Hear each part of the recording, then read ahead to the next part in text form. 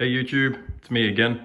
I'm just going to quickly show you the stage that I'm up to at the moment. So basically in the last video I was talking about like how I would approach the details, you know, separating the halftones from the lights and things like that. So now what I'm doing, this stage isn't complete by the way, but you can see how I'm actually going into the shadow shapes. And I really wanted to actually quickly make a video on this because it's going to give you an idea of how important shadow shapes are. So if you really want to communicate an idea of a form, or you know, if you're trying to make something look three-dimensional, it really pays to pay a lot of attention to the shapes of the shadows that you're creating on those forms. Okay, so you can see like I've kind of, you know, like on the tunic here and on the belt and all the decorations on it, there's some like really fine shadows, and then you've got like thicker shadows for the shields that are being casted on top of the figures. And so it's kind of just giving you a bit of an idea of how important this stage is, because this is what, you know, as you zoom out, this is what really makes the characters pop. I'm still working on these figures in the foreground, but you can see these centurions here. There's one there, and then there's another here. And, you know, as I zoom out, those guys really come forward because they've got some really great shadow shapes happening on their costumes. Now, when you're designing shadows, you really just want to design something that looks believable. It doesn't have to be 100% accurate. This is the kind of thing where references can't really help you. Okay, so I'm not using any references during this stage because they just can't help me do this. I have to, basically, I have to just kind of estimate where all of these shadows are falling based on the position of the light source.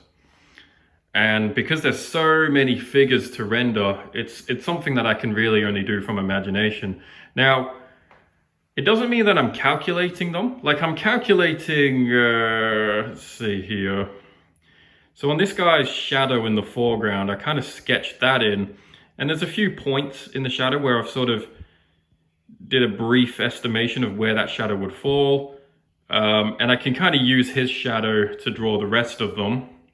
Same with the centurion there, you can see his shadow on the ground, which I've just lightly sketched in. So I did calculate a few things, but the rest of it now is just basically design. And this is where I just focus on good shadow design, right? And I like to keep things fairly simple during this stage because it's very easy to overcomplicate. So rather than calculating the position of every shadow and shade, you can do that with architectural forms, but on human figures, it's not very easy to do. So instead of that, I like to keep this very basic rule in mind. So let's come over here to the drawing board quick. Here's a basic rule that you want to keep in mind whenever you're casting shadows on your figures, okay? So I've got two squares on this page. So I prepared this earlier for you.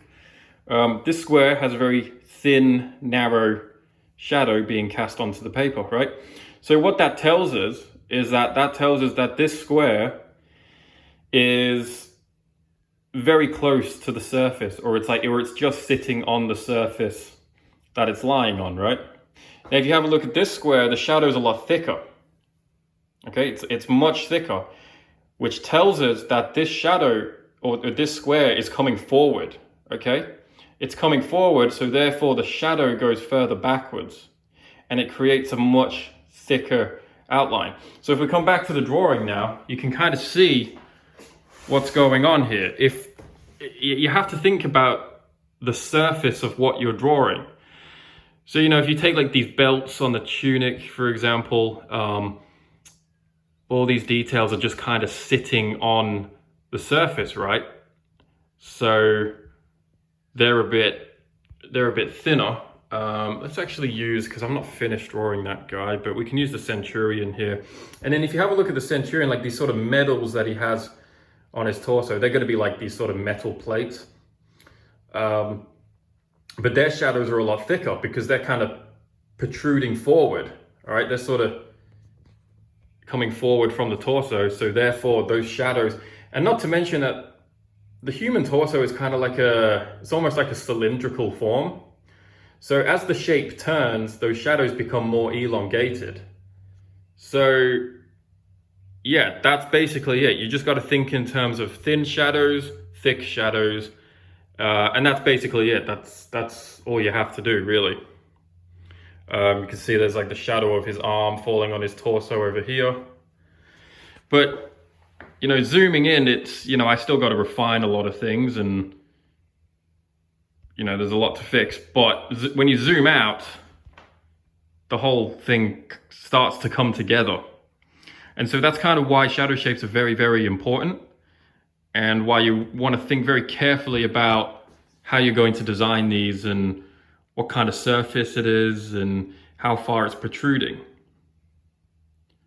But yeah, that's a basic rule, just thin shadow versus thick shadow, depending on how far that form is protruding. I think that's a great way to think, and it just helps to simplify the entire process, really. So I hope that was a useful tip for you. I'm gonna keep cracking on with this.